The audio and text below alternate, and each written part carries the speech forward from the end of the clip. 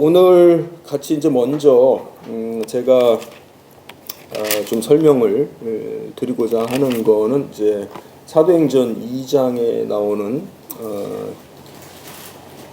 본문을 가지고 이제 얘기를 하려고 하는데, 일단 크게 보면은 이제 성령이 오신다라고 하는 이 부분에 대해서, 성령 강림 또는 성령의 오심, 이 부분에 대해서 오늘 좀 이야기를 좀 하려고 합니다. 그러니까 배 목사님 말씀 하신 것처럼 이제 저는 이제 조직 신학자로서 제가 하는 어떤 학파라고 말을 해야 될지, 하나의 방법론은, 조직 신학을 하는 저의 개인적인 방법론은 성경 신학적 조직 신학입니다. 이건 이제 살짝 오해가 될 수 있겠죠. 성경 신학이라고 하는 말을 그냥 하나의 수식어처럼 갖다가 이렇게 막 써도 되느냐 이렇게 생각할 수 있죠. 좋은 말이면 갖다가 자기 걸로 써도 되느냐. 학자로서는 그렇게 하면 안 되고요. 제가 말하는 성경 신학적 조직 신학이라고 하는 것은 그 자체가 조직 신학을 하는 방법론이고요. 이건 저 혼자 하는 것이 아니고 이미 웨스트민스터의 조직신학 교수였던 존 머레이 교수, 또 존 머레이의 제자이고 저의 은사이신 리차드 게핀. 그래서 저는 리차드 게핀 밑에서 이제 배운 거고, 또 거슬러 올라가면 이제 게하르드 보스. 그래서 이제 여러분들이 이제 성경 공부를 많이 하시는데, 아까도 이제 그런 얘기 나눴습니다만은, 결국 성경을 많이 읽고 성경 공부를 많이 하는 건 너무나 좋아요. 그러니까 이제 특별히 이제 저 같은 경우에 이제 문제가 되는 게 뭐냐면, 탈북민들이 중국을 경유해서 넘어올 때 믿지도 않는 상태에서 성경을 300독을 했다, 이런 사람들이 있어요. 300독을 해도 무슨 말인지 하나도 모르겠더라. 당연하죠. 성경을 많이 읽었다고 해서 그게 이해가 되는 책이 아니에요. 그러니까 결국은 뭐냐면은 어떤 신학으로 성경을 읽을 거냐라는 겁니다. 그리고 성경을 우리가 정말 사모하고 더 공부하기를 원하고 하는 건 너무나 정상적이고 당연한데, 이제 제가 어떤 교수의 입장에서 있을 수 있는 어떤 문제도 있을 수 있냐면은, 저 반대편 저쪽에는 이제 성경을 해석을 한다라고, 성경을 읽고 성경을 해석한다라고 하는 것이 너무나 열려 있는 문제입니다. 그러니까 예를 들면은 신천지도 성경 가지고 와서 얘기하고, 또 여호와의 증인도 성경 가지고 와서 얘기를 하고, 성경 얘기합시다. 요즘 제가 바로 이번 학기에 이제 신천지 교리 비판이라고 하는 과목을 개설해서 선택 과목으로 개설을 했더니 이제 70명이 정원인데 그냥 삽시간에 그냥 순식간에 그냥 70명이 정원이 다 차가지고 더 신청을 하지 못할 정도로 학생들이 굉장히 몰렸었는데요. 결국은 신천지 같은 문제도 보면은 성경 공부를 하고 싶어하는 사람들이 넘어가는 거잖아요.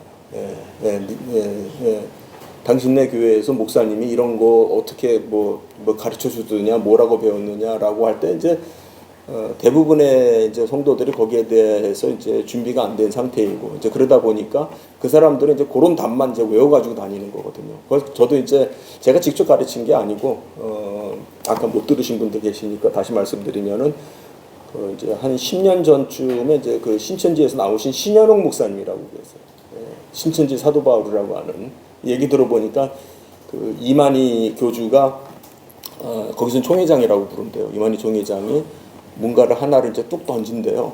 이렇게 하면 어떻겠어 하고 이렇게 투박한 어떤 그분의 개인의 생각을 툭 던진대요. 그리고 이제 그분은 보니까 그 영감을 어디서 받아오냐면 이제 개혁 성경만 그분은 이제 신천지에서 인정한대요. 개혁 성경만, 개혁 개정도 읽으면 안 되고 영어 성경 읽어도 안 되고, 근데 개혁 개정의 잘못된 번역이라든지 또는 그분이 한국말을 잘못 독해를 한 그런 걸 기반으로 한 신학 작업을 하는 거예요. 그래가지고 뭐를 이렇게 던져주면은 이 신현웅 목사님이 거기에 이제 그 교육을 시키는 이제 쉽게 말하면 이제 교육 참모 같은 그런 분이었어요. 보니까. 예, 그래서 신천지 교리를 만든 분이었어요. 그분이. 이제 지금 그분이 이제 나오셔가지고 지금 목회를 하고 계시고 구리 지역에서. 그래서 그분이 오셔서 강의를 하고 또 이제 대전에 도안교회라고 있습니다. 대전 도안교회라고 있는데 통합직교회 목사님인데 그분은 이제 한 10년 전부터 지금 한 교회가 한 3,000명 정도 되는 큰 교회인데 통합 그러니까 장신 나온 분이에요. 그런데 저하고 가까워졌어요. 그분이 이제 제 책을 읽고 그냥 개인적으로 저하고 그냥 저를 접근을 해가지고 이제는 거의 모든 자기의 일들을 저하고 상의할 정도로 그렇게 가까워졌습니다. 근데 이제 그분이 또 이제 교회에서 하는 사역이 그런 그 이단 퇴치 사역하면서 이단 상담 사역 그런 일을 합니다. 그래서 그 두 분이 오셔서 이제 강의를 했는데 결국은 얘기 들어보면 이제 성경을 어떻게 해석을 하느냐 결국 이제 이 문제잖아요. 그래서 결국 이제 우리 총신 나온 사람들은 이미 이게 다 돼 있는 거죠. 구속사적인 언약 신학적인 이러한 틀에서 성경을 해석하는 것이 이제 늘 공부했던 내용이고, 그래서 우리는 사실은 별다르게 생각을 안 한다고요. 당연히 그렇게 생각을 하는데 그런데 이제 그 신천지 같은 데서 뭐 여호와의 증인 이런 데서 이제 그런 걸 가지고 아주 교묘하게 이상하게 이제 질문을 하고 들어오는 거죠. 그래서 그런 관점에서 이제 성경신학적 조직신학이라고 하는 것은 이제 말씀을 드리면 이제 게알더 스포스를 시대부터 이제 참고로 혹시 기회가 되시면은 그 책도 한번 스타디를 하시면 좋을 것 같아요.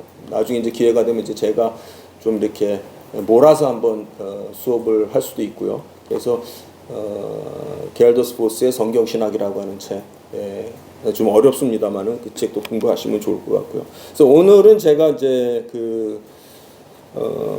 성령에 대해서 좀 말씀을 드리려고 합니다.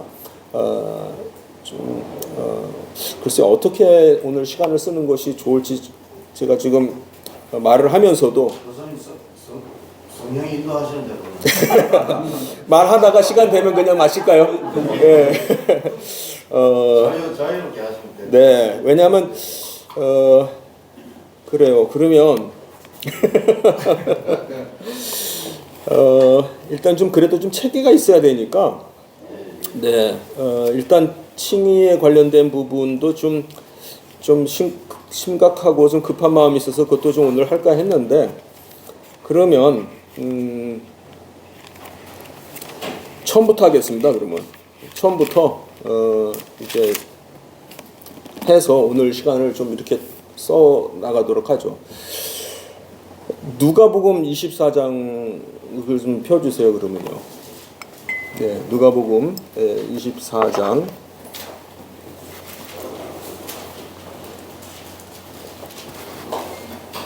44절부터 49절까지를 먼저 한번 한 목소리로 읽겠습니다.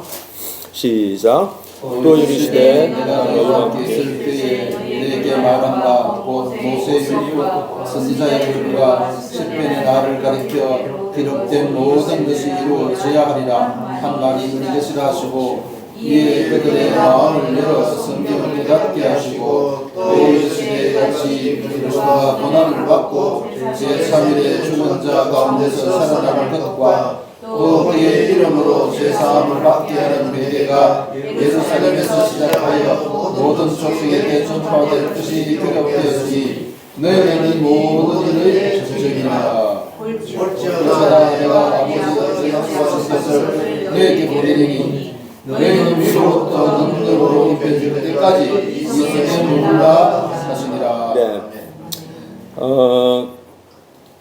성경 계시의 이제 쉬운 말로 주인공이 누구냐? 예수 그리스도죠. 예, 성경 자체가 예수 그리스도를 드러내는 계시이죠. 오늘 그래서 우리가 좀 공부를 하면서 같이 우리가 갖고 같이 공부를 하면 좋겠다 싶은 그 관점은 뭐냐면 성경이 예수 그리스도의 계시인데 그 예수 그리스도의 나타나심, 예수 그리스도의 오심, 더 나아가서 예수 그리스도의 사역, 이 부분이 어디까지냐라고 하는 부분입니다.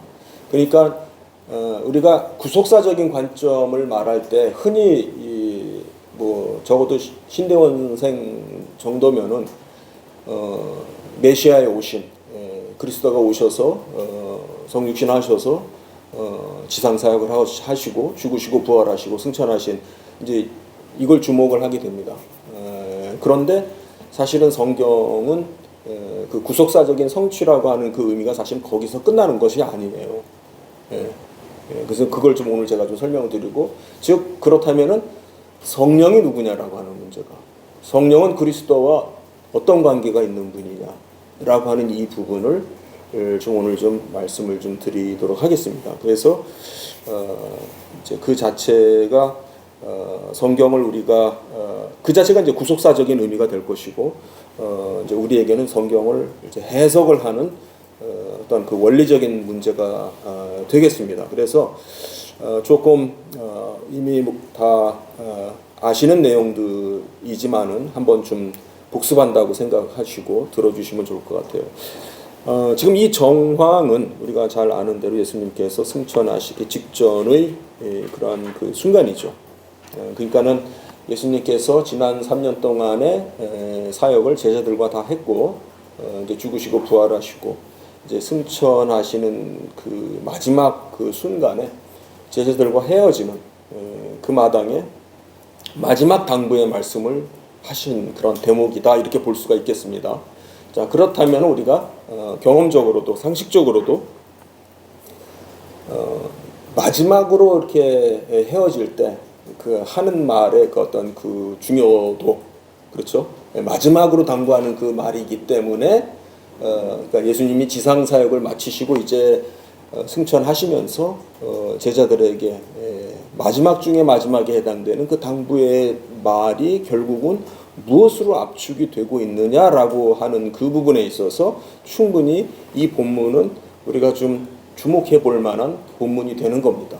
이제 그런 걸 좀 이렇게 좀 상기시키시면서 한번 들어보시면은 예수님이 하신 말씀이 뭐냐면, 내가 너희와 함께 있을 때, 즉 지난 3년 동안 내가 너희와 함께 있을 때 너희에게 한 말이 있지 않았느냐, 이제 했던 말이 뭐냐, 결국 그건 뭐냐면은 모세율법과 선지자의 글과 시편이 나를 가리켜 기록하고 있다라고 하는 부분을 얘기를 하죠. 여기에서 모세율법은 토라고요, 선지자의 글들은 느비임이고요, 시편과 그 기타의 글들은 케투빔이죠. 그러니까 여러분들 그 히브리어 성경책 지금도 보면은 제목이 그렇게 되어 있습니다. 토라, 느비임, 케투빔. 히브리어 성경책의 표지에, 바깥에 표지에 붙어 있는 제목이 토라, 느비임, 케투빔이에요. 그걸 이제 그 유대인들은 줄여가지고 앞에 자음만 따가지고 타나카 그러죠. 그래서 타나카가 지금 유대인들이 쓰고 있는 성경책이에요. 그 타나카라는 이름이 어디서 왔냐면은 토라, 느비임, 케투빔의 첫째 자음만 딴 거예요. 그러니까 무슨 말입니까? 유대인의 기준으로 그들이 말하는 성경이죠. 지금 이제 이 문맥에서, 이 정황에서 대화를 하고 있는 사람들은 유대인이란 말이죠. 그러니까 예수님과 그 제자들 사이에서 대화합니다. 즉 성경이 나를 가리켜 뭐라고 말하느냐, 이 얘기가 되겠습니다. 그러니까 여기에서 이 말을 좀 신학적으로 고쳐서 얘기를 하면은 예수님의 성경관, 가능하겠죠? 예수님의 성경관 또는 예수님의 구약 성경관, 가능하겠죠? 우리한테 그게 구약 성경이니까. 그렇죠? 그러니까는 자, 여기에서 첫 번째로 중요한 구약 성경에 관련된 해석학적 원리가 도출되는 거예요. 구약 성경을 어떻게 해석을 해야 되느냐라고 할 때, 구약 성경이 원래 예수 그리스도를 가리켜 기록하고 있는 책이다라고 하는 것이 구약 해석의 가장 중요한 원리가 된다라고 하는 거죠. 그 말씀을 예수님 자신이, 당신께서 하신 거예요. 그러니까 다시 정리하면은 지금도 이제 이 문제가 구약 학자들과 신약 학자들 사이에 굉장히 그 대립이 되는 문제들이지 않습니까? 요즘은 성경학자들이 뭐 구약과 신약만 대립이 되는 게 아니고요. 이제 복음서 연구한 사람, 복음서 전공자와 바울서신 전공자가 서로 대립을 해요. 예, 그러니까 같은 얘기, 같은 성경이 같은 얘기를 하고 있지 않다라고 하는 거죠. 제가 뭐 우리끼리니까 얘기해도 되겠죠. 제가 합신에 이제 그 정암 강좌라고 그래가지고 우리로 치면 이제 죽산 강좌 있잖아요. 예, 박형룡 박사님 기리는 그 죽산 그 행사가 있는데 거기 이제 박윤선 박사님의 그 호를 따서 정암 강좌에 제가 한번 초대가 돼가지고 제가 이제 그 논문 발표를 하러 갔어요. 근데 총장님도 앉아 계시고 모든 교수도 다 앉아 있고 이제 전교생이 다 앞에 앉아 있는데 이제 논문 발표를 이제 했는데 결국 이제 성경신학적 조직신학이라고 하는 그 원리를 쭉 설명을 했는데 끝나고 나서 이제 쭉 나가면서 어느 이제 신약 교수님이 저한테 이제 같이 나가면서 이제 어떻게 이제 말을 하냐면 강 교수님은 성경에 대해서 상당히 긍정적이시네요 그러더라고요. 이게 또 무슨 말이지? 네, 네. 강 교수님은 성경에 대해서 상당히 긍정적인 관점을 갖고 계시네. 뭐 그런 식으로 얘기를 해가 제가 순간적으로 충격을 받아가지고 답변을 할 수가 없었습니다. 예, 그러니까 요즘에 와가지고서는 뭐 조직신학자와 성경신학자 사이에 이 대화가 안 되는지는 오래됐고 신약과 구약 사이에 또는 그 신약은 신약 안에서 구약은 구약 안에서 자기 영역과 다른 영역 사이에 이게 서로 대립되고 충돌되어지는 그런 부분들이 굉장히 노골화되고 있어요. 왜 그게 충돌되겠습니까? 성경관이 다른 거예요. 성경이 예수 그리스도에 관한 계시가 아니라 이제 결국 사실 따지고 보면은 내가 공부한 게 제일 중요하다 이제 이런 식이 되는 거예요. 예, 내가 공부한 게 제일 중요한 지극히 아주 죄인들이 하는 소리죠. 예. 그러니까 지금 여기에서 예수님은 뭐라 그러냐면은 구약 성경이 나를 가리켜 기록하고 있다. 예. 그 다음에 이제 이 모든 것이 이루어져야 할 것이다.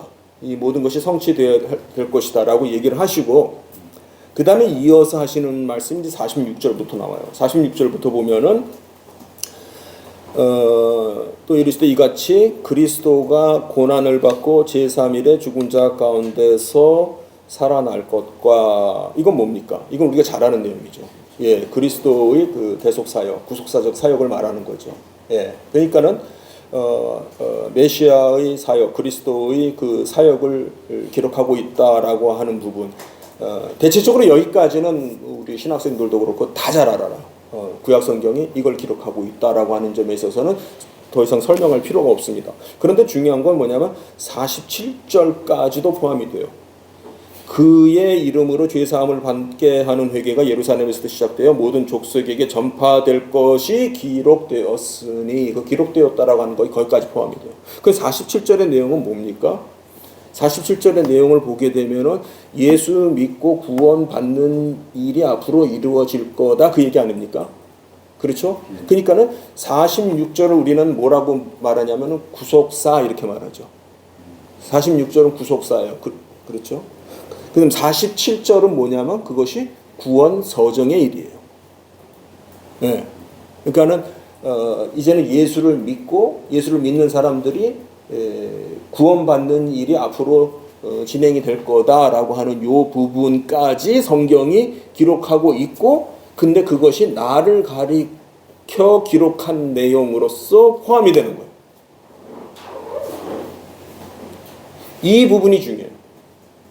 그러니까 우리가 성경을 읽고 해석을 한다라고 할 때 그리스도 중심적인 기독론적인 해석을 해야 되는 건 맞습니다. 그런데 그 해석과 적용을 어디까지 하고 있느냐?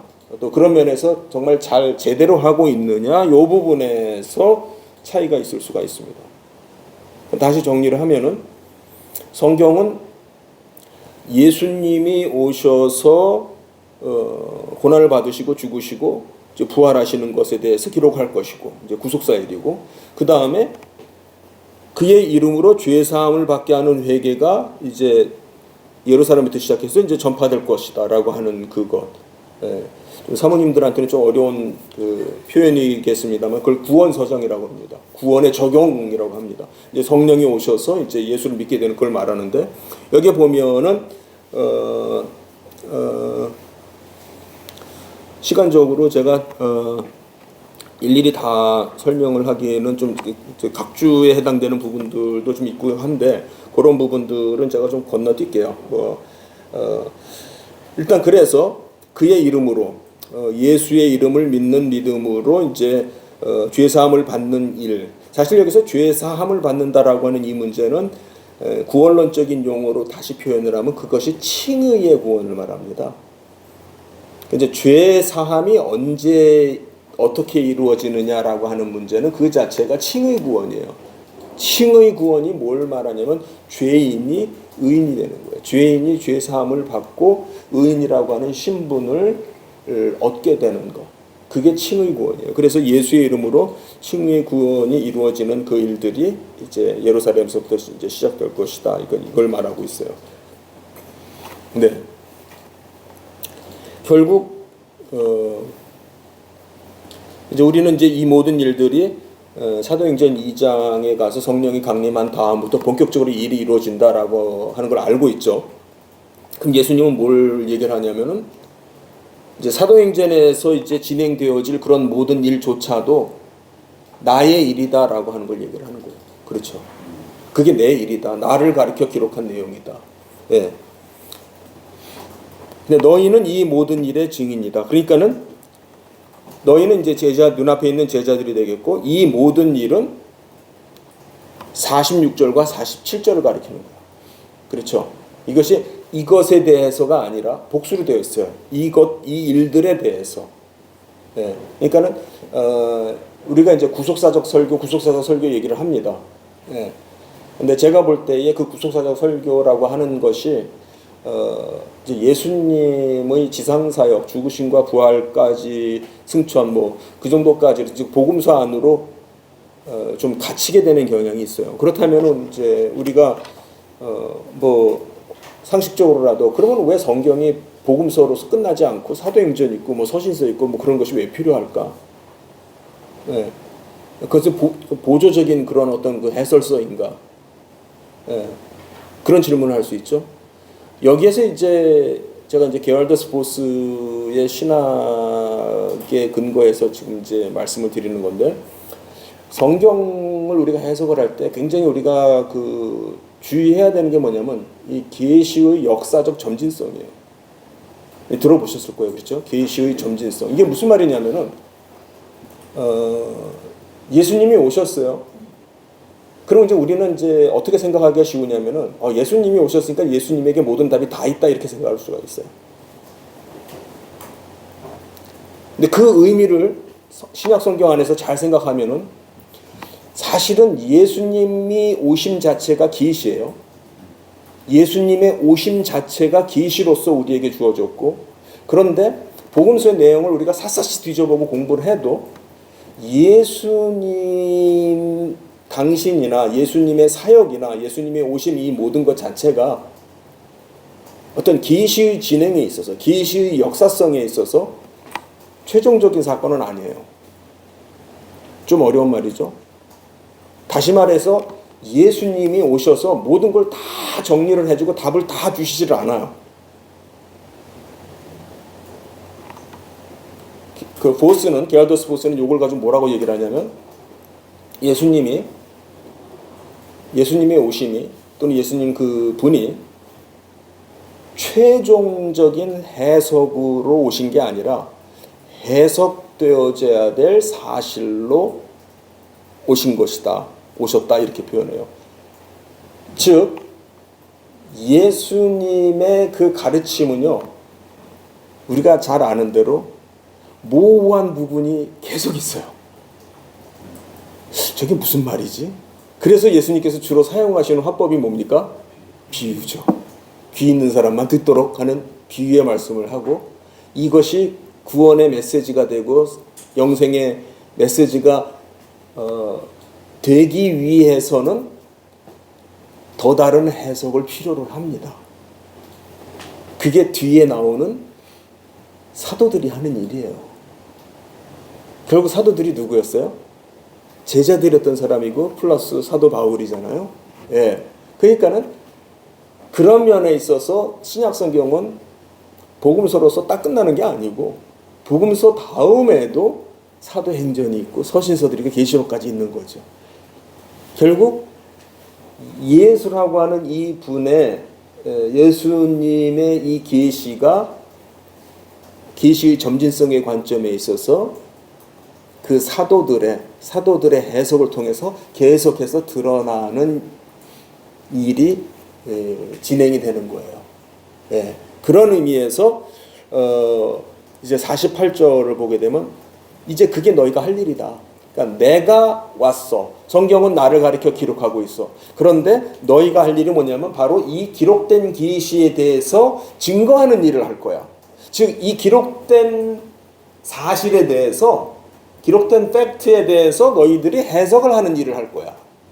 그걸 설교하는 일을 할 거야. 너희들이 설교자가 될 거고 가르치는 교사가 될 거야. 그런데 이제 이 사도들은 그 존재 자체가 어떤 그 쓰임이라고 할까요? 그 기능적인 측면에서 우리하고는 좀 다르죠. 우리도 같은 사역자고 말씀을 전하는 사람이지만 이들은 정경적인 기능을 한다 이렇게 말해요. 즉 계시의 기능을 계시 안에 포함이 되어지는 사람들이에요.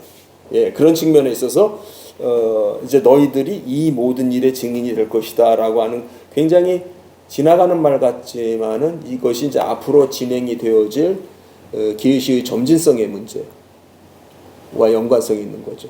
예. 그래서 이제 49절에 보면은 볼지어다 내가 내 아버지께서 약속하신 것을 너희에게 보내리니 너희는 위로부터 능력으로 입혀질 때까지 이 성에 머물라. 성령을 가리켜서 하는 말씀이죠. 예, 성령이 임할 때까지 기다려라. 그죠? 근데 이제 여기에 보면은 성령이라고 하는 단어는 등장하지 않습니다. 성령 대신해서 쓰신 표현으로서 뭐를 우리가 여기서 짚어볼 수 있을까요? 약속, 그 다음에 능력, 그렇죠. 예, 그러니까는 약속하신 거, 보내주겠다고 약속하신 거, 그 다음에 위로부터 오는 능력, 이게 지금 성령을 가리켜서 하는 말씀이에요. 그런데 제가 이걸 이제 쭉 이제 그 책을 쓰면서 이제 묵상을 하는 가운데 이게 뭐 성령을 가리켜서 하는 말인 거 다 아는데 왜 이렇게 말씀하셨을까라는 생각을 좀 하게 됐습니다. 그런데 이제 주석책들을 찾아봐도 여기에 대해서 신통하게 말을 하는 주석책들은 없어요. 왜 그러냐면 이제 오늘날의 주석책들은요, 참고적으로 이제 목사님들이 주석 사실 때 좀 아카데믹한 좀 주석책들은요, 사실 신학적인 주석들이 아닙니다. 아시죠? 예. 신학적인 설명을 하지 않습니다. 그는 그 주석가들의 그 역할이 아니라고 생각을 해요.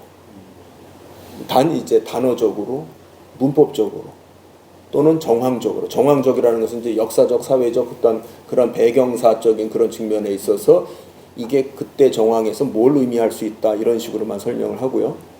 이것이 어떤 그 신학적인 관점에서, 특히 이제 구속사적인 관점에서 이것이 어떤 의미를 갖는다라고 하는 설명은 이제 피하려고들 합니다.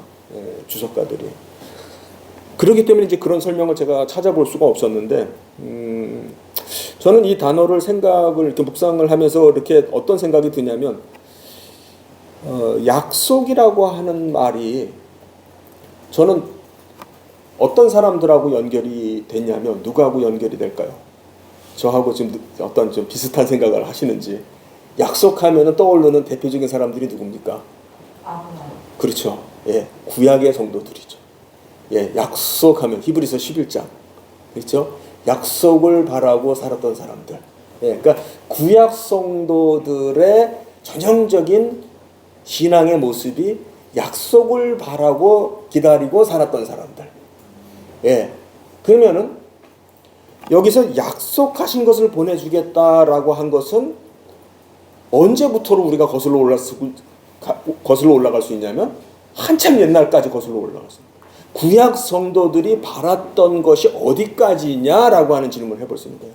구약 성도들이 바랬던 것이 메시아가 오심까지라고만 그들은 생각할 수 있겠죠.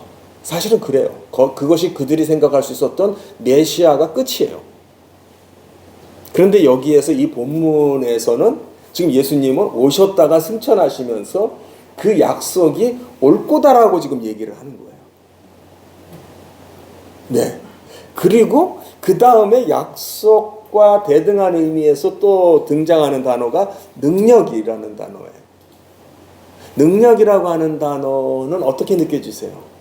능력하게 되면은 전형적인 신약 성도의 모습이죠. 신약 성도의 그 특징이 뭐냐? 성령이 임함으로 말미암아 능력을 입게 되었다라고 하는 것이 신약 성도의 특징이거든요. 예. 그러니까 그렇다면은 지금 여기에서 성령을 두고 하는 얘기다라고 하는 걸 생각을 할 때 구약 성도들이 기다렸던 그 실체가 무엇이었느냐? 성령이었다는 거예요. 그리고 신약 성도들의 삶이 능력이라고 우리가 한마디로 말할 수 있는 그 근거가 뭐냐? 성령이라는 거죠. 그렇다면은 여기에서 우리가 뭘 보게 되냐면 구약의 지평과 신약의 지평이 한 점에서 만난다라고 하는 것을 알 수가 있어요. 구약에서 기다렸던 그 실체와 신약에서 실제로 받았다라고 하는 그 실체가 동일한 것이다, 성령이다라고 하는 것이 여기서 확인이 되는 거죠. 그렇죠. 그러니까 여기에서 제가 아까 잠깐 얘기한 대로 우리가 흔히 말하는 구속사적인 관점이다라고 하는 것이 딱 복음서에서 멈춰버리는, 예수님으로부터 멈춰버리는 경우가 있어요. 그리고 그 나머지의 사도행전에서 일어나는 일들, 이것은 하나의 마치 사례처럼 뭐 있었던 그냥 어떤 그 옛날 이야기처럼 부록처럼 이렇게 생각을 할 수도 있다라는 생각이 들더라고요. 그러나 실제로 예수님 당신께서 나를 가리켜 기록하고 있다, 성경이 나를 가리켜 기록하고 있다라고 하면서 그 나를 가리켜 기록하고 있다라고 하는 그 실체가 어디까지 포함을 하고 있냐면 성령이 오시는 부분까지를 포함을 하고 있어요.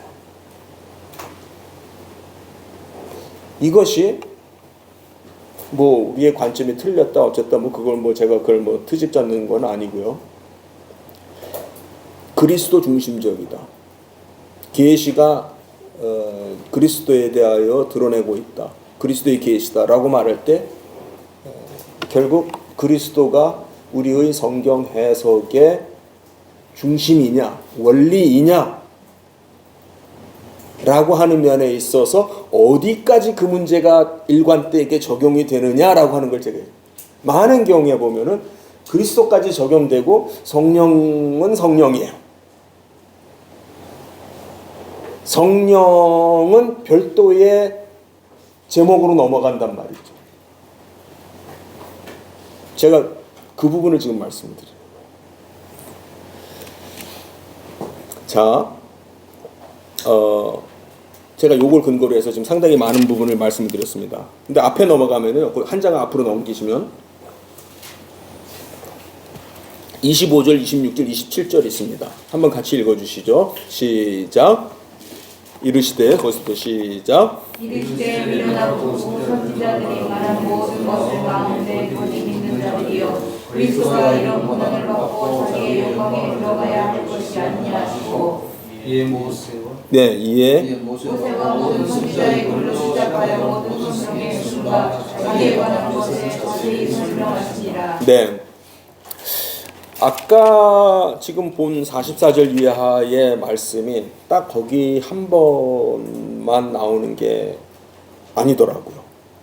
지금 25절 지금 읽으신 이 부분은 그 앞에 이제 13절부터 이제 엠마오를 향해서 이제 돌아가고 있는 그 제자들에게 나타나셔서 예수님이 하시는 말씀이죠. 그때 예수님이 뭐라고 그러냐면은 미련하다. 왜 이렇게 바보 같으냐, 미련하냐, 그 뭐 머리가 나쁘냐 이런 말씀을 하시는 게 아니라 즉 선지자들이 말한 것을 더디 믿는다, 즉 믿지 않는다라는 걸 지적을 하시는 거예요. 그러면은 선지자들이 뭐라고 말했다는 거지? 예, 이렇게 얘기할 수 있죠. 그러니까 이제 여기에서는 굉장히 수사적으로 압축되어진 표현이 나왔습니다. 여기서 선지자들은 어떤 특정한 선지자라기보다는 구약 성경 전체를 가리켜서 말하는 선지자적 기능, 이렇게 볼 수가 있겠는데, 그걸 어떻게 그렇게 말할 수 있느냐? 27절에서 그렇게 누가가 주석을 달아주고 있어요. 즉 그것은 모세와 모든 선지자의 글로 시작하여 모든 성경에 쓴 바, 똑같은 말이죠. 아까 44절에서 본 거. 토라, 느비임, 케투빔에 기록된 그 내용을 가리켜서 선지자들이 말한 것을 가리킨 것이다 라고 설명을 해주고 있어요. 그러니까 예수님은 이 제자들에게 왜 성경을 믿지 않느냐라고 책망을 하시는 거예요. 성경에 그렇게 말을 했는데 왜 성경이 말한 것을 믿지 않느냐? 예, 그럼 성경이 뭐라고 말했는데? 그게 26절이죠. 성경이 뭘 말했는데 그걸 믿지 못한다고 말씀하시는 건가? 26절에 보니까 그리스도가 이런 고난을 받아야 되고 자기 영광에 들어가야 할 것이 아니냐, 이것에 대해서 성경이 기록하고 있다는 거죠. 그리스도가 받아야 될 고난과 들어갈 영광에 대해서 기록하고 있다라고 예수님은 얘기를 한 거예요. 그리고 누가는 27절에서 결국 성경이 뭘 가리켜서 기록을 하고 있느냐, 뭐에 대한 기록이냐, 그리스도의 고난과 들어갈 영광을 기록하고 있는 책이다라고 누가는 해석을 해주고 있는 거예요. 같은 얘기죠. 같은 얘기가 지금 여기서 반복되고 있죠. 자, 그러면은 아까는 그 46절은 구속사의 내용이고 47절은 구원의 적용, 구원 서정에 해당되는 내용입니다라고 얘기를 했는데, 26절에서 그리스도가 고난을 받으시는 것, 다른 말로 하면 이제 우리가 기독론에서 뭐라고 했죠? 이거를 그리스도의 비하, 예, 또 그 다음에 이제 그리스도의 영광에 들어간다, 승기, 예, 굉장히 어려운 단어로 비하, 승기 들어본 적이 있습니다. 그러면은 26절은 그냥 구속사에 대해서만 얘기하는 거 아니냐? 라고 얘기할 수 있습니다. 뭐 거기에서 뭐 성령이 와야 될 거에 대해서 얘기하고 있느냐? 근데 사실 26절은요, 굉장히 우리가 긴 얘기를 덧붙이기에는 조금 좀 무리스럽게 느껴질 만큼 정보가 충분하지는 않아요. 단지 두 단어밖에 없어요. 고난, 영광. 그렇죠? 예. 그런데 고난은 우리가 다 알아요. 성육신 하셔서 이 땅에 오셔서 율법하에서, 그렇죠? 모든 율법을 다 충족시키시고 또 율법하에서 우리를 대신하여 죄가 되시고 죽으셨던 그 모든 것. 그 다음에 이제 영광에 들어간다라고 하는 것 자체를 한번 우리가 생각을 해보면은, 우리가 이제 기독론적으로 그걸 이제 승귀라고 했습니다. 거기에 해당되는 부분을 한번 생각을 해보죠. 처음에 어디서부터가 이제 영광에 들어가는 거죠? 부활, 그 다음에 승천, 그 다음에 재림까지. 그럼 재림까지 중간에는 뭐예요? 승천서부터 재림까지는 다스리는 거, 교회를 다스리는 시. 예, 누굴 통해서? 성령을 보내주시는 거지.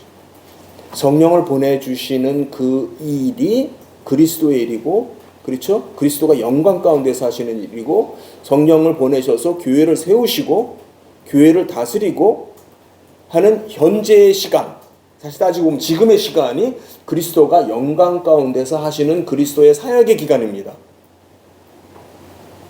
그러니까 우리 성경을 통해서 우리가 이제 가져야 되는 관점이 성령 그리스도가 하시는 사역이 끝났고 그 다음에 이제 성령이 오셔서 사역을 하고 이제 우리는 이걸 이제 뭐 삼위일체의 어떤 그 구도라고 생각을 해요. 근데 사실은 그건 좀 잘못된 생각이에요. 그렇게 생각하면 안 돼요. 네, 적어도 성경의 의도가 아니에요. 그리스도가 사역을 했으니까 그 다음에 성령이 오셔서 사역하고 우리 마음에는 그게 합리적이에요. 삼위일체 하나님이니까 구약은 대체적으로 성부 하나님, 복음서에서는 성자, 그 다음에 사도행전부터는 성령. 그건 우리식의 사고고요. 성경의 계시는 그렇게 드러나 있지가 않아요. 단적으로 결론부터 얘기를 하면은 그리스도의 계시. 그리스도가 모든 계시의 중심이 되어야 돼요. 모든 해석의 중심이 되어야 돼요. 모든 중심되는 관점이 그리스도가 되어야만 하는 거예요. 네. 그러니까 여기에서 성경에 뭘 가르쳐 기록하고 있느냐? 네. 고난 받으실 일, 고난 가운데 오시는 일, 그 비하의 모든 사역, 그 일을 할 것이고 그 다음에 영광의 사역도 할 거다. 그 영광의 사역 가운데 들어가는 게 뭐냐면 성령을 보내시는 일도 그리스도의 사역에 들어간다라고 하는 거예요. 그것까지가 나를 가르쳐 기록하고 있는 내용이다라고 하는 거예요. 네. 그러니까 우리는 이제부터는 성령을 그리스도의 영으로 이해를 해야 돼요. 그리스도께서 보내신 그리스도의 영으로 그리스도의 일을 하시는 영으로 이해를 해야 돼요. 그게 성경의 의도라는 겁니다. 적어도 예수님께서 그렇게 설명을 해 주시고 있다라고 하는 겁니다. 그러니까 이제 우리가 지금까지 좀 폭이 좁은 제한적으로 어떤 예수 그리스도의 계시에 대해서 이해하고 있다. 이걸 그렇습니다. 그런 경우가 많더라고요. 네. 그러니까 우리가 말하는 구속사적 관점이라고 하는 것이 그리스도에다 초점을 맞추고 있어요. 근데 맞아요. 그렇죠. 당연히 맞죠. 맞는데 그 그리스도에다 초점을 맞추고 있다라고 하는 그 의미를 우리가 성령을 포함시키지를 못하고 있는 거예요. 오늘 제가 이제 같이 보려고 하는 게 이제 그겁니다. 자, 그러면은 지금 두 개의 본문을 봤습니다. 누가복음 안에서 봤습니다. 그렇죠? 이게 이렇게 중요한 내용이라면은 다른 본문에서도 적어도 뭐 요한복음 같은 데서도 그런 내용이 있는가? 그렇죠? 그런 질문을 우리가 하게 되고 요한복음을 들쩍거리게 됩니다. 7장 요한복음 7장 37절, 38절, 39절을 한번 보겠습니다. 예. 요한복음 7장 37, 38, 39 같이 읽죠. 시작. 명절 그날 곧 금날에 예수께서 소리를 지르시되 누구든지 목마르고 내게 와서 마시라. 나를 믿는 자는 성경의 이름과 같이 그 배에서 생수의 강이 흘러나오게 하시니 이는 그를 믿는 자들이 받을 성령을 가리켜 말씀하시는 것이라. 예수께서 아직 영광을 받지 않으셨으므로 성령이 아직 그들에게 계시지 아니하시더라. 네. 뭐 목사님들 다 한두 번 정도는 이 본문 가지고 설교하셨을 거예요. 예. 한번 내가 해석했던 것이 얼마만큼 제가 지금 말씀드리려고 하는 부분하고 같은지 또는 뭐 차이가 좀 있는지 한번 비교해 보시기 바라겠습니다. 예수님께서 이제 누구든지 목마르거든 내게로 와서 마시라 이렇게 말씀을 했습니다. 바로 지금 이 표현 자체가 직설적인 표현이 아니죠. 상당히 은유적인 표현이에요. 뭐 예수님이 뭐 지금 뭐 물을 나눠주겠다는 것도 아니고 내가 지금 여기 물 있으니까 목마른 사람들 여기 물 많아요. 물 가져가세요. 뭐 그 얘기한 건 아니잖아요. 하면서 이제 바로 이제 당신의 말씀에 대해서 이제 해석을 하시는데 그 해석 또한 역시 또 헷갈리는 해석이에요. 그렇죠? 나를 믿는 자는 성경의 이름과 같이 그 배에서 생수의 강이 흘러난다. 아니 뭐 어떻게 배에서 강물이 흘러나올 수가 있어요? 그 표현 자체도 또 난해한 표현입니다. 그런데 여기서 예수님께서 중간에 뭐라고 했냐면 성경의 이름과 같이, 여기서 사용되어지는 헬라어는 그라페라고 하는 단어, 우리가 잘 아는 단어죠. 즉 신약 성경에서 구약 성경을 지칭할 때 사용하는 대표적인 단어가 그라페라고 하는 단어. 성경, 아까 얘기했던 토라, 느비임, 케투빔, 이거를 이제 요한 문헌에서는 그냥 깔끔하게 성경 이렇게 말을 합니다. 성경이 뭘 기록하고 있느냐 그 말이에요. 성경에 기록된 거와 같이, 성경이 말하는 거와 같이, 이렇게 지금 같은 얘기를 지금 하고 있어요. 성경이 기록된 것이 나를 믿는 자들에게서는 그 배에서 생수의 강이 흘러날 거다. 예수님의 말씀이에요. 여기까지는요. 그런데 그 말이 난해하니까 저자 요한이 거기에 이제 각주를 붙였어요. 이는 그를 믿는 자들이 받을 성령을 가르쳐 말씀한 거다라고 이제 미래적인 시점에서 이제 앞으로 성령이 강림하면은 이제 예수를 믿는 자마다, 자 우리가 사도행전 2장에 나중에 조금 이따 볼 건데, 그 2장에서 이제 요엘서를 인용을 하면서 누구든지 주의 이름을 부르는 자는 구원을 얻으리라라는 말씀을 인용을 했습니다. 그 인용을 떠올리게 하는 표현이에요. 살짝 여기 이 표현 자체가 누구든지 목마르거든 내게로 와. 그러니까 누구든지 나를 믿으면은, 나를 믿는 모든 사람에게는 성령이 임한다. 나를 믿는 모든 사람에게, 즉 나의 영, 그리스도의 영이 임한다 라고 하는 걸 역시 얘기하고 있는 거예요.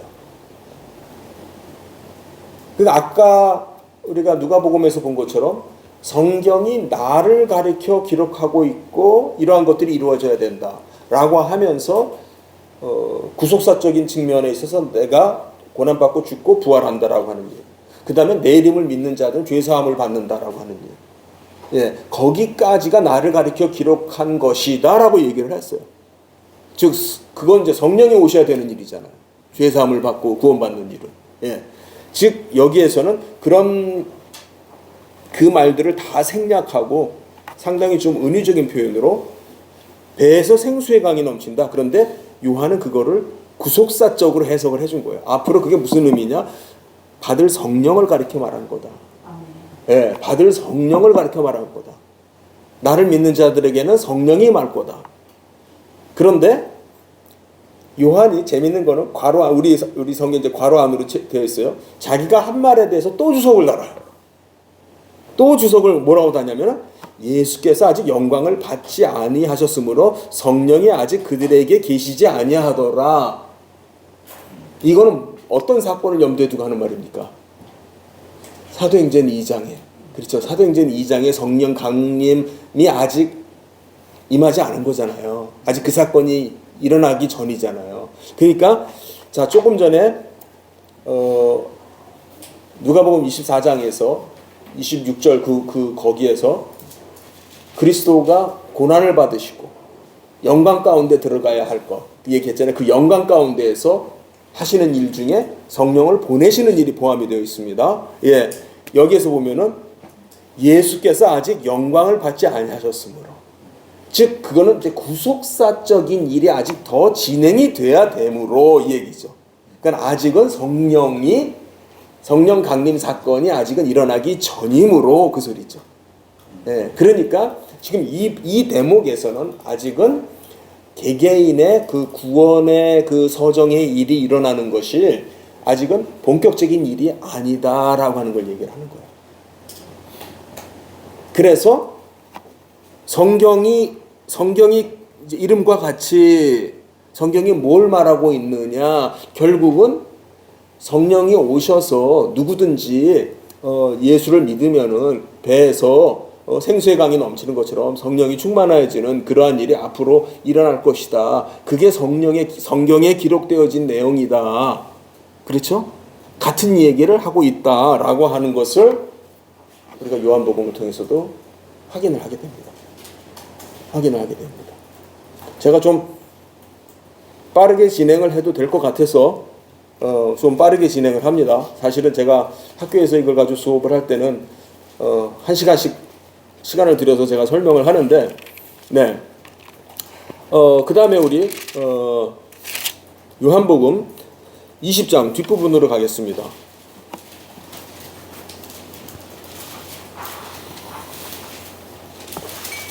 요한복음 20장 19절에서부터 23절까지 한 목소리로 한번 읽겠습니다. 시작. 이날 곧 안식구 천사를 지낼 때 제자들이 유대인들을 두려워하여 모인 곳에 문들을 닫았더니 예수께서 솟아 가운데 서서 이르시되 내게 평강이 있을지어다. 이 말씀을 하시고 손과 입술을 보이시니 제자들을 보고 기뻐하더라. 예수께서 서로 이르시되 너희에게 평강이 있을지어다. 아버지께서 나를 보내신 것 같이 나도 너희를 보내노라. 이 말씀을 하시고 그들을 향하여 숨을 내쉬며 이르시되 성령을 받아라. 너희가 누구의 죄든지 사하면 사해질 것이고 누구의 죄든지 이제 그대로 두면 그대로 있으리라 하시니라. 예. 이 본문을 가지고 이제 부활주일 때 설교하실 수도 있고 또 이제 곧 성탄절인데 성탄절 설교로 하실 수도 있습니다. 자, 제가 설명을 드릴게요. 아시는 대로 이제 안식 후 첫날 저녁입니다. 그럼 우리 시간으로 치면은 이제 부활 주일이 되는 거죠. 부활주일 날, 우리 부활주일에 해당되는 그날 저녁 시간이 되겠습니다. 제자들이 이제 모여 있습니다. 유대인들을 두려워하여 이제 문을 걸어 닫고 이제 옹기종기 모여 있는 모습으로 묘사되고 있습니다. 근데 그 가운데 예수님께서 나타나셨어요. 이 부분에 대해서 제가 이제 설명을 건너뛰겠습니다. 자, 여기에서 이제 예수님께서 평강이 있을지어다. 에이레네, 히브리어로 말하면은 샬롬이죠. 예, 예. 이제 특별히 여기에서 그 샬롬은 에이레네 후민 이렇게 표현하는 것은 이제 그 유대인들의 인사법이잖아요. 예, 예. 근데 그 평강이 있을지어다 그런 인사 표현이 요 20장에 3번 나오잖아요. 21절에도 나오고 그 다음에 도마와 함께 있었을 때에 그 26절에도 한 번 나오고. 예, 그러니까 여기에서 이제 예수님이 인사말의 의미로 샬롬이라고 하신 것이 3번 기록이 되어 있다라는 겁니다. 근데 이제 여기에서 이제 저는 어떤 생각이 들었냐면 제 기억에 복음서 어디에도 예수님이 누구를 만났을 때 샬롬하고 인사했다는 기록이 없는 것 같아요. 예, 다른 때는 예수님이 그러면은 인사를 안 하시던 분인가? 예, 원래 뭐 안 하실 수도 있겠죠. 하나님이시니까 사람들한테 일일이 뭐 인사 안 해도 뭐 그게 뭐 나무랄 수 없겠죠. 근데 중요한 그래서 원래 인사 안 하던 분이 부활하시고 나더니 인사를 처음 한 건가? 예, 예, 그래서 지금 처음 기록된 건가? 그런 질문을 해볼 수 있는데 그건 자연스럽지 않잖아요. 그렇죠? 예, 성경이 다른 때는 중요하지 않게 여기고 기록을 안 했다라고 보는 게 맞겠죠. 그러니까 예수님도 유대인의 한 사람으로 목수의 아들로 쭉 이제 성장을 해서 유대인으로서 성장을 했기 때문에 어려서부터 사람 만나면은 우리 한국 사람은 안녕하세요 하듯이 샬롬. 유대인들은 특히 이제 그게 참 많이 몸에 익어 있는 것 같아요. 굉장히 그 사람 보면은 그냥 보는 사람마다 샬롬 샬롬 하는 게 굉장히 습관화되어 있잖아요. 이제 그런 걸 생각을 해 보면은 예수님이 뭐 평상시에는 샬롬을 안 했던 사람이다, 안 하셨다 이렇게 생각하는 건 오히려 자연스럽지가 않아요. 더. 예, 근데 중요한 건 그렇다면은 성경이 이제까지 기록을 안 하다가 요 대목에 와서 특별히 부활한 이후의 시점에 와서 처음 의미 있게 3번을 그것도 연거푸. 그렇죠. 그냥 한 번 샬롬 했다는 걸 얘기를 하는 게 아니라 여기에 와서만 3번을 기록을 해주고 있는 거는 우연한 건 아닐 거다. 그렇죠. 우연한 건 아닐 거다. 그럼 어떤 의도에서 여기에다가 이것을 집중적으로 묘사를 하고 있는가? 그것도 이제 부활 이후의 시점에서. 그렇죠. 그런 질문을 할 수가 있겠죠. 그러니까 부활 이후이기 때문에 뭔가 특별한 의미가 있을 수 있겠다. 이런 생각을 해보게 됩니다. 자, 그래서 우리 이제 성경신학적인 관점에서 성경신학적인 관점이라는 말은 이꼴 무슨 의미냐면은 계시의 역사적 점진성이라는 말이에요. 계시의 역사적 점진성의 관점에서 이것이 과거 시점에, 과거 시절에 돌아가서는 어떻게 쓰였는가라고 하는 거를 한번 추적을 해볼 수가 있어요. 그러니까 그냥 같은 단어를 찾는 게 의미가 있는 게 아니고요. 예, 이게 그냥 제가 지금 생각이 나서 말씀드리는데, 이 목사님들이 설교하다가 이제 헬라어나 히브리어를 이제 그 단어의 뜻을 설명을 해주실 때가 있어요. 근데 이제 그거는 썩 바람직한, 그것도 이제 필요는 한데, 그건 이제 사전적인 의미에 지나지 않습니다. 사실 그거는 바람직한 방법은 아니에요. 반드시 이 단어의 뜻은요, 이 문맥 안에서, 즉 계시의 역사적 점진성이라고 하는 그 정황 안에서 어떤 의미를 갖느냐라고 설명을 해주셔야 돼요. 이 단어의 원래 뜻에 이런 것도 있습니다. 우리 영어 사전 이렇게 보면 1, 2, 3, 4 많으면 여러 개가 있단 말이에요. 그렇죠? 그 중에 이런 뜻도 있습니다. 이렇게 설명들을 많이 하세요. 사실은 그거는 좋은 방법은 아니에요. 저는 그걸 하지 말라고 그럽니다. 그럼 이제 왜 하지 말라고 하냐? 무슨 근거로 1번이 아니라 3번의 의미를 택했습니까? 그죠? 무슨 뜻인지 아시겠죠? 그 사전을 보면은 이 단어에는 이런 뜻도 있습니다라고 흔히들 얘기를 하잖아요. 그러면 누가 그 뜻이 맞다라고 말해줬습니까? 내가 정한 거잖아. 결국 물론 내가 주석 보고 설교하시겠지만 권위 있는 학자가 그러던데요. 그 사람이 하나님입니까? 그렇죠? 주석도 틀린 주석 많아요. 굉장히 많아요. 예, 저는 주석 뒤지다 보면은 성경적이지 않은 방법으로 설명을 하고 있는 주석들을 많이 발견하게 돼요. 예, 그렇기 때문에 반드시 덧붙이셔야 될, 적어도 이제 교인들한테 그렇게 어려운 말 쓰기 좀 힘드시면은 적어도 목사님들은 그렇게 생각해야 돼요. 아, 이 단어가 이 계시의 역사적 점진성 속에서 요 문맥 안에서 이런 의미를 갖습니다. 이런 의미입니다라고 말씀을 해주셔야지, 이런 의미도 있습니다라고 말하면 교인들은 뭐라고 듣냐면은, 그럼 목사님마다 취향이 다 달라. 그쵸? 들어보셨잖아요. 목사님들마다 해석이 다 달라. 목사님들마다 신학이 다 달라서 이 목사님은 이렇게 말하고 저 목사님 저렇게 말해. 이게 교인들한테 엄청 심각한 문제예요. 그래서 교인들이 이미 이제는 거기에 대해서 교육이 너무 잘 돼 있어요. 목사님이 뭐라고 설교하든지 간에 목사님마다 신학이 다 다르다. 그러니까 저건 저 목사님의 신학에서 저렇게 말할 수 있는 거니까 내가 알아서 걸러 들어야 된다. 이렇게 말을 해요. 그러니까 하나님의 말씀의 권위라고 하는 것은 사라지고 설교자의 어떤 개인적인 해석에 지나지 않는 말로 그렇게 교인들은 그렇게 정리를 해버리더라고요. 저는 그 말을 듣고 어느 좀 똑똑한 집사님이 그렇게 말을 하길래 엄청 충격을 받았어요. 야, 이거 보통 심각한 문제가 아니다. 예. 그러니까 여기에서 말하는 우리 한글 번역에는 이렇게 되어 있지만은 이것이 요 성경의 어떤 그 문맥 속에서 계시의 그 역사적인 그 점진성의 문맥에서 요런 의미로 말을 하는 겁니다. 라고 하는 거는 사실은 그 특정한 의미로 국한이 돼야 돼요. 여러 의미 중에 하나일 수 있다라고 해석이 되면 안 돼요.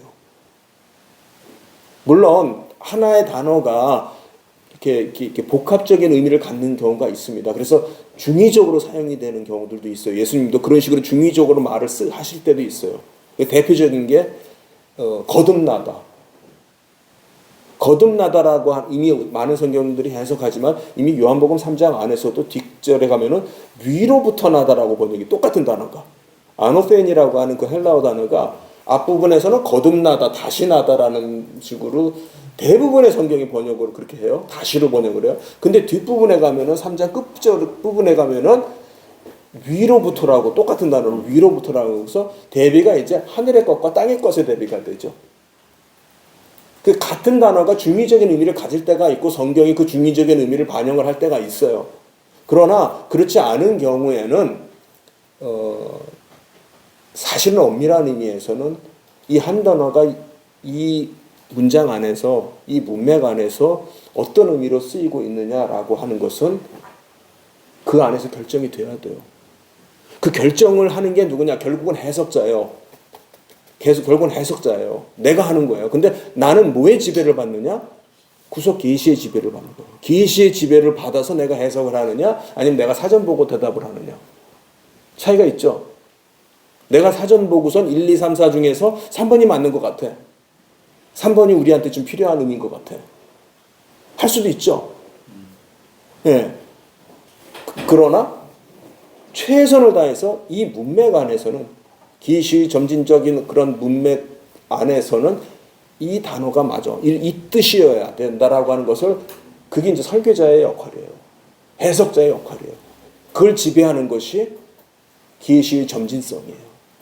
그게 이제 다른 말로 하면 성경 신학이에요. 내가 성경 전체를 어떤 관점으로 전체를 해석을 하느냐. 그것이 이제 구속사적인 언약신학적인 그런 틀이 다 어우러지는 겁니다. 그러니까 우리가 흔히 이제 생각하는 뭐 성경 공부, 뭐 성경 읽기 이런 데에서 이제 사실 이제 좀 많은 부분들이 생략되고 간과되는 것이 이제 그런 거예요. 사실 성경 해석을 한다라는 것은 그렇게 간단한 일이 아니거든요.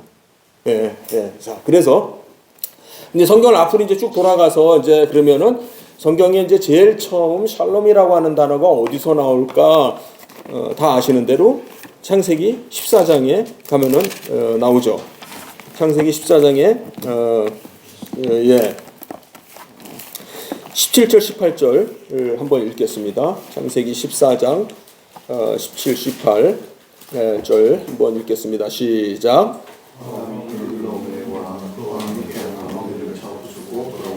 소돔이 산의 골짜기 곧 왕의 골짜기로 나와 그를 영접하고 산에서 멜기세덱이 떡과 포도주를 가지고 나왔으니 그는 지극히 높으신 하나님의 찬양이었더라.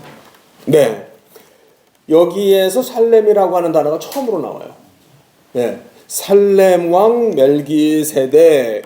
자, 살렘 왕 멜기세덱이 누구냐라고 하는 것은 이제 멜기세덱이라고 하는 이름은 이제 저 시편 110편에도 이제 언급이 되잖아요. 멜기세덱의 반차를 따라서 이런 말이 나오고요.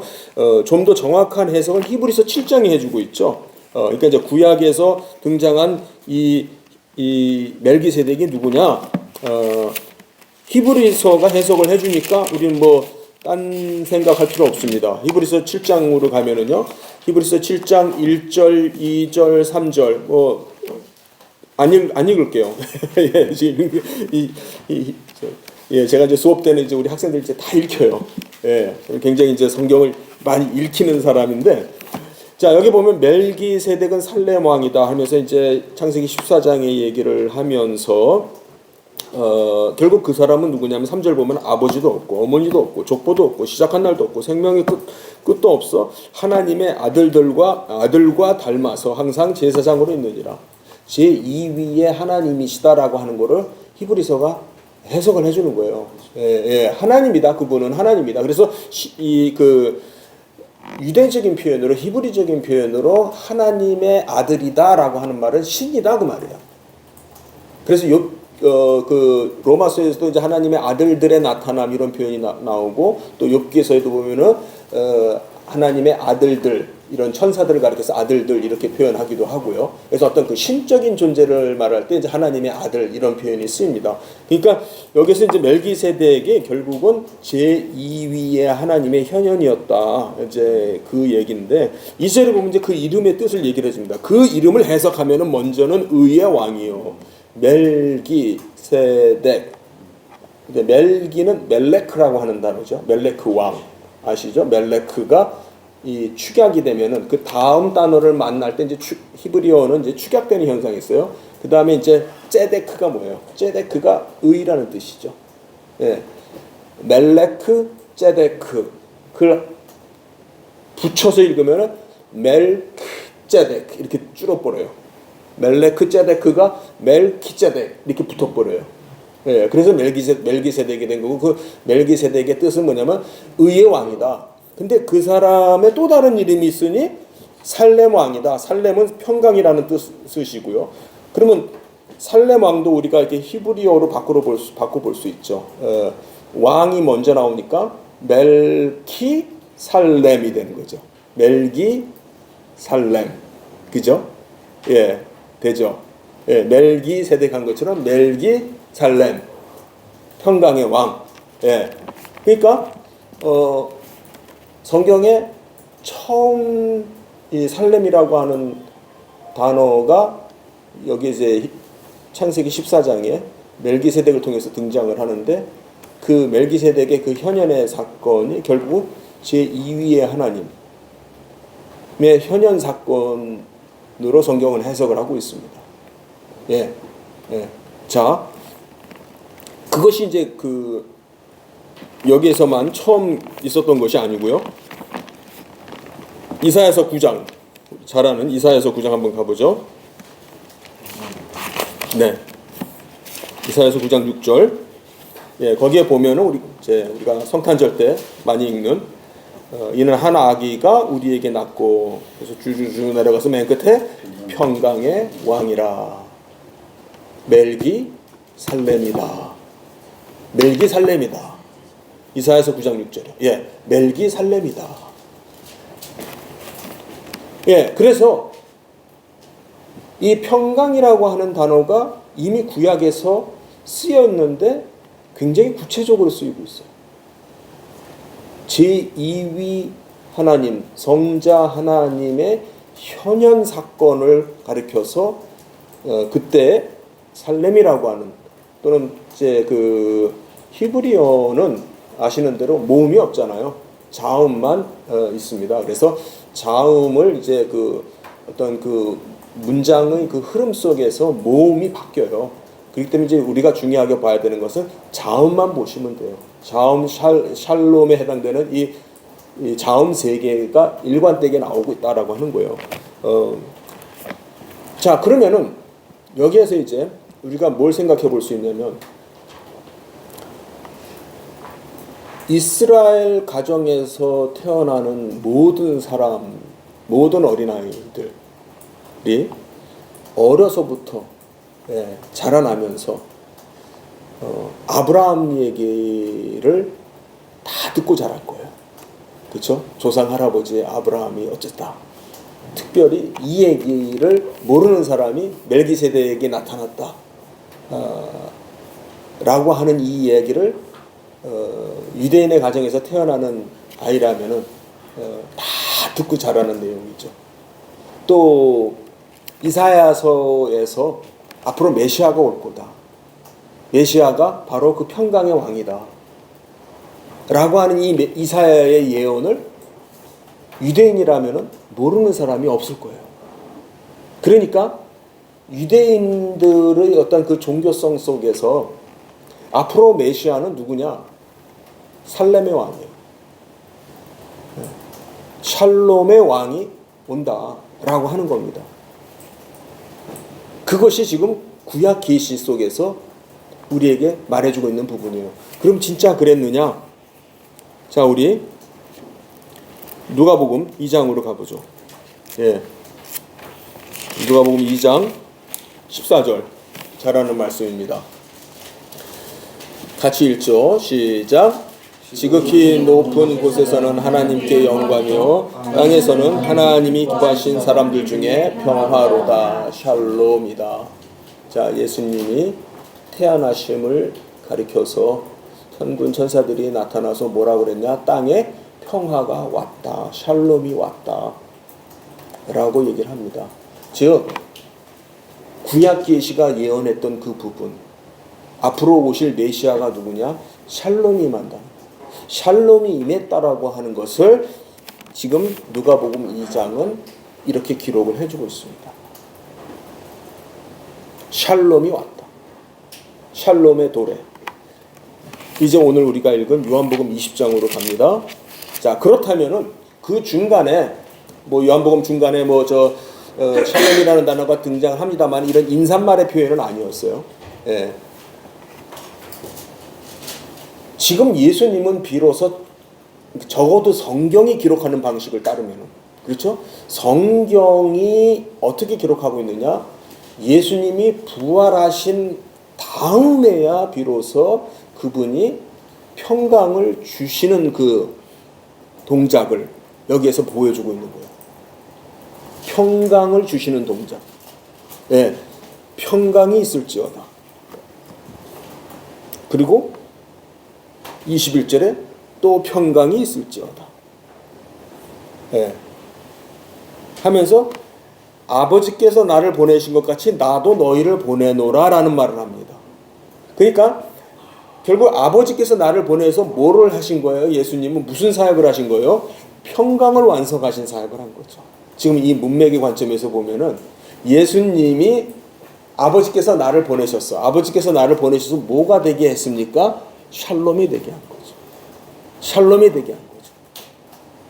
그런 것처럼 나도 너희를 보낸다. 그러면은 뭐 하라는 거예요? 너희도 가서 샬롬을 전하라라는 거죠. 샬롬을 가지고 가라라는 거죠. 그리고 이 말씀을 하시고 그들을 향하여 숨을 내쉬면서 성령을 받으라라고 얘기를 합니다. 예. 그러니까 자, 내가 평강을 샬롬을 완성했어. 그러니까 이제 너희들이 그것을 나가서 평강을 가져다 줘. 평강을 전하는 일을 해. 근데 그 일을 하려면 뭐가 필요해? 성령이 필요해. 그렇죠? 예. 그러니까 지금 요한복음 안에서도 나름 성령 강림에 대해서 얘기를 하고 있습니다. 그렇죠? 성령 강림에 대해서 얘기를 하고 있어요. 요한식의 방법으로. 예. 그러면서 숨을 내쉬며 이르되 성령을 받으라. 숨을 내쉰다라고 하는 이 동작은 잘 아시는 대로 다분히 구약적인 히브리적인 동작이죠. 예, 성령 하나님의 신이 운행할 때에 숨을 내쉬는 그 동작이죠. 그때 여기서 성령을 받으라라고 하는 명령형의 동사가 나옵니다. 그런데 헬라어로 이 단어를 보면은요, 성령을 받는데 성령을 매일 받는 동작을 말하지 않고 한 번 받는 동작을 말해요. 단회성을 말합니다. 성령을 한 번 받으라는 거예요. 그러니까 성령을 한 번 받을 일이 있을 거라는 거죠. 그렇죠? 성령을 한 번 받을 거야. 그러니까 성령이 임할 테니까 그 성령을 한 번 받을 거야. 뭘 말하는 거예요?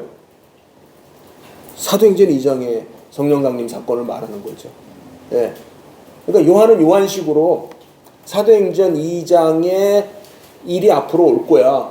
그러니까 요한은 누가가 아니니까, 예? 사도행전을 기록한 사람이 아니니까, 예, 예. 거기에 대해서 말을 안 했지만 요 범위 안에서만 그렇게 표현한 거예요. 성령을 받으라. 단회적인 의미에서. 왜 단회적인 의미예요?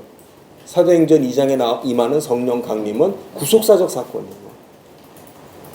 예, 구속사적 사건이에요.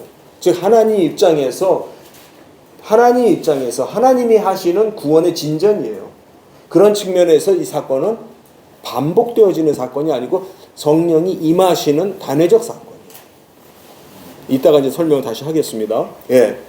그리고 이어서 23절이 나와요. 너희가 누구의 죄든지 사하면 사하여지고 그대로 두면은 그대로 있는다. 이제 로마 카톨릭 교회에서는 이제 그것을 교황의 권한으로 이제 해석을 하죠. 교황에게 있는 사명권, 죄의 사명권. 예. 예. 그것이 아니라 이 자체가 바로 샬롬. 자, 샬롬의 문제는 죄로 인해서 원수되었던 관계가 회복되는 걸 말하죠. 죄 사함을 받고 죄로 인하여서 원수되었던 관계가 화목해지는 걸 말합니다. 예. 예. 그게 바로 샬롬이에요. 화목하다라는 말이나 샬롬이나 같은 말입니다. 그러니까 23절은 너희가 샬롬을 가지고 가는 곳에서는 샬롬의 사역이 이루어질 것이고 샬롬의 구원이 일어날 것이고 샬롬을 가져가지 않는 곳에서는 그들의 죄가 그대로 있어. 즉 그들의 원수된 관계가 그대로 있어. 그 얘기를 말하는 거예요. 즉 그것이 구원 서정의 사역을 말하는 거예요.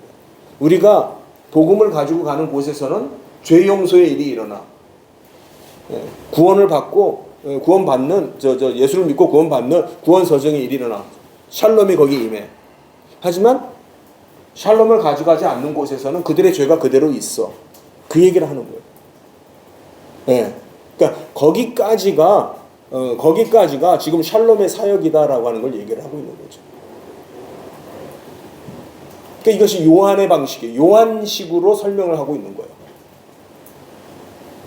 자, 그럼 여기서 하나 더 나가서 그러면은 사도들이 그런 의식을 가지고 사역을 했느냐 라고 하는 측면에서 우리 고린도후서 5장을 가서 보겠습니다. 고린도후서 5장 18절과 19절 한번 읽어주세요. 네. 고린도후서 5장 시작. 모든 것이 하나님께로 났으며 그가 그리스도로 말미암아 우리를 자기와 화목케 하시고 또 우리에게 화목하게 하시는 직분을 주셨으니 곧 하나님께서 그리스도 안에 계시사 세상을 자기와 화목하게 하십니다. 그들의 죄를 그들에게 흘리지 아니하고 화목하게 하는 말씀을 우리에게 부탁하셨습니다. 네. 바울이 우리가 누구냐? 네. 우리 사도들이 지금 하는 일이 뭐냐? 화목하게 하는 직분이다. 평화를 가지고 가서 평화의 메시지를 전하고 하나님과 원수된 그 관계를 화목하게 하는 그 일을 하는 것이 우리다. 우리가 바로 그 화목의 직책을 받은 사람들이다. 그리고 우리에게 주신 것이 바로 화목하게 하는 말씀을 우리에게 주셨다. 예, 우리가 증거하는 이 말씀이 뭐냐? 화목하게 하는 말씀이다. 즉 샬롬을 전하는 말씀이다. 예, 샬롬의 말씀이다. 샬롬의 사역이다. 라고 하는 겁니다. 그러니까 저기에서 지금 우리가 일관된 것을 계속해서 볼 수가 있는 거죠. 성경을 통해서 일관된 걸 보게 되는 거예요. 아, 성경은 그리스도를 가리켜 기록하고 있구나. 또 이런 일들이 앞으로 있을 것이다 라고 하는 것을 기록하고 있구나. 그 모든 것이 그리스도의 일이구나. 예, 성령이 오셔서 하는 일이 그리스도의 일이구나 라고 하는 것을 얘기를 하고 있다는 거죠.